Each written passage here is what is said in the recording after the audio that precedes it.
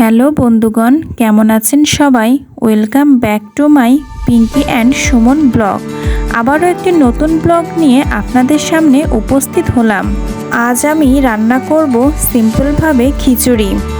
অল্প সময়ের মধ্যে এভাবে খিচুড়ি রান্না করলে খেতে খুবই মজাদার হয়। খিচুড়িটি রান্না করার জন্য আমি এখানে নিয়ে নিয়েছি আলু, পটল। আপনারা চাইলে অন্যান্য সবজিও নিতে পারেন। আর নিয়েছি পেঁয়াজ, রসুন, কাঁচা লঙ্কা এবং টমেটো। প্রথমে কড়াইতে তেল গরম করে এর ভেতর 1 চামচ ঘি দিয়ে দিলাম। তারপর গরম তেলের ভেতর এলাচ, দারচিনি, তেজপাতা দিয়ে দিলাম। এলাচটা ফাটিয়ে দিবেন, না হলে গায়ে ছিটে লাগতে পারে। আমি চালটা আগে থেকে ধুয়ে জল ঝরিয়ে রেখেছিলাম। এবার তেলের ভেতর জল ঝরানো চালটা দিয়ে ভেজে নিতে হবে।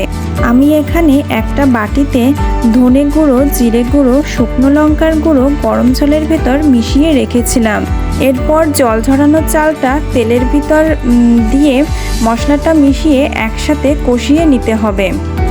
এরপর আমি এখানে পেঁয়াজ, রসুন, কাঁচা লঙ্কা এবং টমেটো দিয়ে দিয়েছি।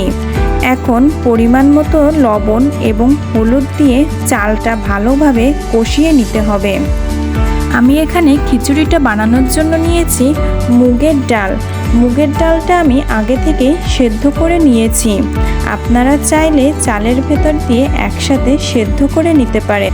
চালটা ভালোভাবে কষিয়ে নেওয়ার পর এবার এর ভেতর আগে থেকে সেদ্ধ করা মুগের ডাল দিয়ে দিতে হবে।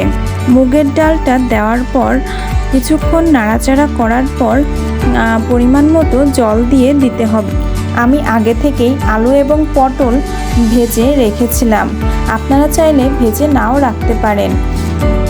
এবার জলটা ফুটে উঠলে আগে থেকে ভেজে রাখা আলু এবং পটল দিয়ে দেব।